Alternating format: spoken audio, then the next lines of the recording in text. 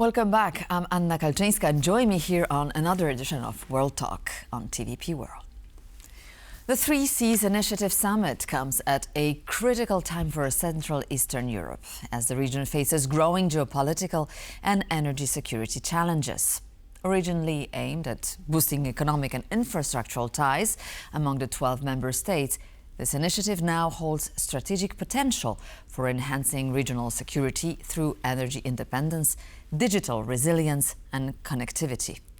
However, despite its promise, the Three Seas Initiative often remained symbolic than operational, as a lack of institutional structure and uneven commitment among members has limited concrete outcomes. Joining us to further elaborate on this issue is Małgorzata Bonikowska, President of Center for International Relations. Good morning, madam. Thank you for joining us. Good morning. Hello.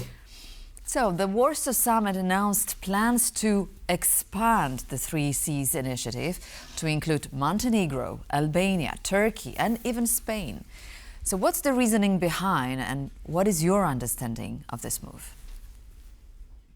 Of course, the importance of this initiative could have been questioned with the change of the government in Poland, because it started as a very clear initiative of the previous government and also of the President Duda. But however, I think the Polish government understood the importance of this initiative in the current circumstances, especially taking into consideration war in Ukraine, because it's actually an initiative which brings together the countries of the eastern flank. So we have a good understanding that the connectivity in the region, roads, railways, airports, but also information connectivity, especially digital infrastructure and energy infrastructure.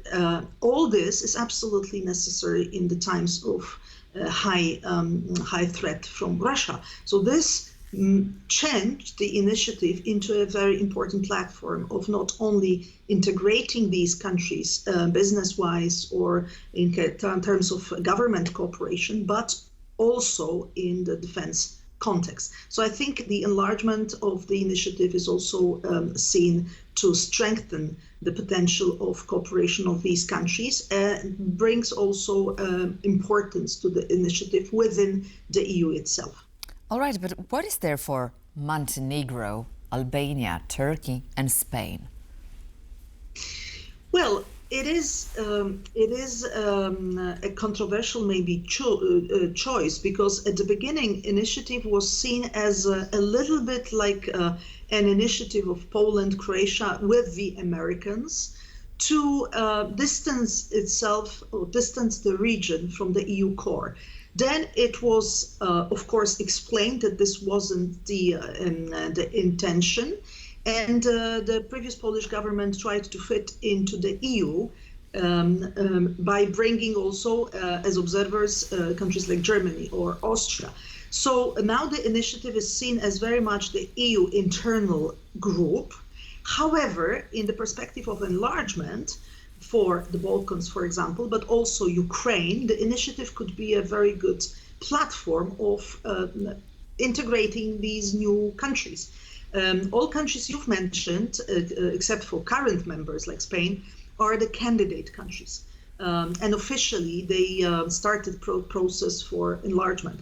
So this could be also interpreted as a chance to build bridges and make it quicker, the accession to the EU, also in the terms of regional cooperation. All right, so former Croatian President Kolinda Grabar-Kitarovic, speaking on our program, said the Three Seas needs to be more than just a platform, it must deliver. Has it delivered anything concrete so far? Well, yes and no. It delivered in a sense that the initiative is known. It is not. It doesn't die once there was a change in the government of Poland, and Poland and Croatia were really crucial countries for the beginning of the initiative and taking it forward. But no, because we still lack a huge investment. We have almost 150 projects in the pipeline, but we don't have enough resources, money engaged into these projects. The projects themselves are quite important for the region, such as Via Baltica, for example, which should connect Tallinn, Estonia, to south of Europe through Poland and other countries of Central Eastern Europe. But there is not enough capital. And of course, the countries of the region are less wealthy than the very wealthy West. So obviously, we have to cooperate with Western partners and European institutions such as European Investment Bank, for example. But we also need a very clear stand from the American perspective. That's why I understand in this context the important agreement signed yesterday in Warsaw to really finalize the atomic nuclear plant done with the American presence of Westinghouse. So engagement of American capital, engagement of American companies, big players are absolutely crucial to be able to implement the projects, because the region doesn't have enough money to finance all these very ambitious projects with our own resources. Exactly. So speaking of this capital and the cooperation, transatlantic cooperation, the initiative is increasingly depending on U.S. backing and lacks buy-in from core EU states. So how significant is this problem, and can this format exist in that form, or somehow should it be enlarged? Well, it is important to understand that 3Cs initiative was born with a very strong American presence in declarations, as far as declarations.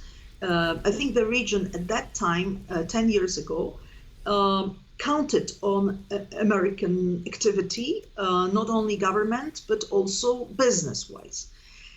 This is also one of the reasons why it was taken a bit as an initiative which could divide Europe, European Union especially, because at that time the Polish government was very close and developed very strong ties with the US and UK, both being out of the EU, obviously.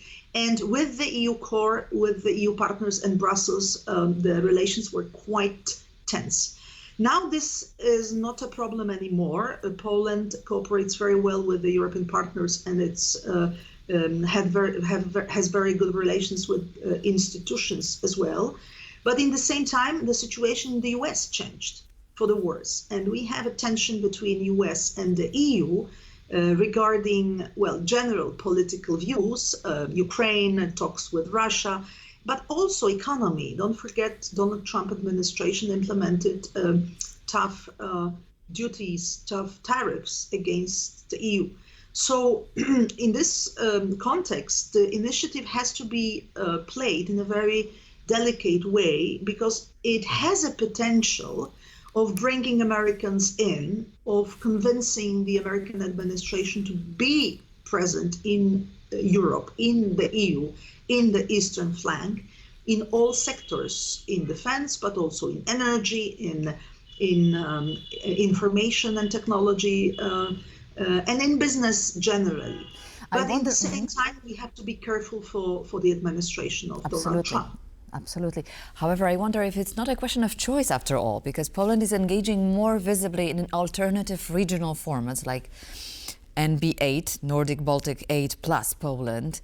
How do these parallel initiatives compare with or complement the 3Cs? As I said, 3Cs started with a wrong note, and it was not very well taken within the EU itself. Now with the new government, there is an understanding of reasons to continue building bridges between the countries of Eastern flank, not only because of the war, but because also of evident lack of transportation connectivity, infrastructure, etc. So north to south axis has to be developed. And in this regard, Nordic countries, Finland, Sweden, are very much needed in this cooperation. So I would believe that once we are through with presidential elections and we will have a new president, it will be also a new opening of understanding how to handle this initiative and how to bring more countries to this group. Maybe also a little bit rebrand the initiative to stress the importance within the EU to mobilize the European capacities, not to distance the eastern flank countries from the EU core. Understood.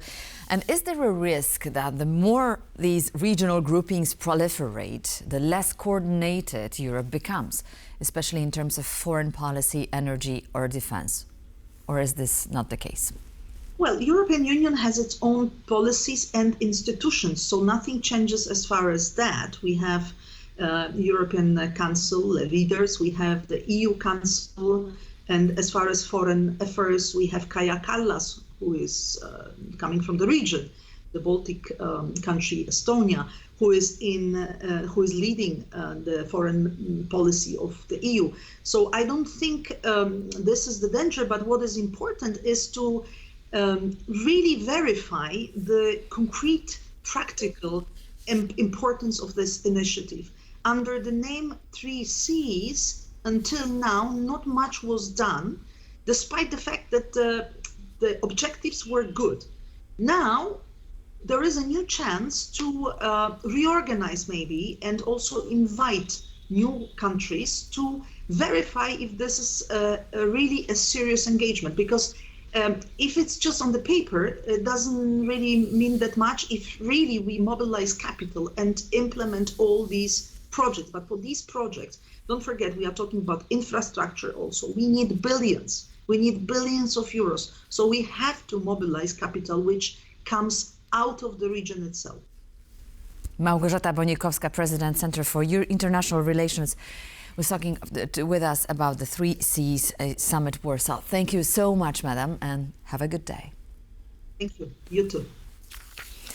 And thank you for watching World Talks. This is TVP World. Please stay tuned for more.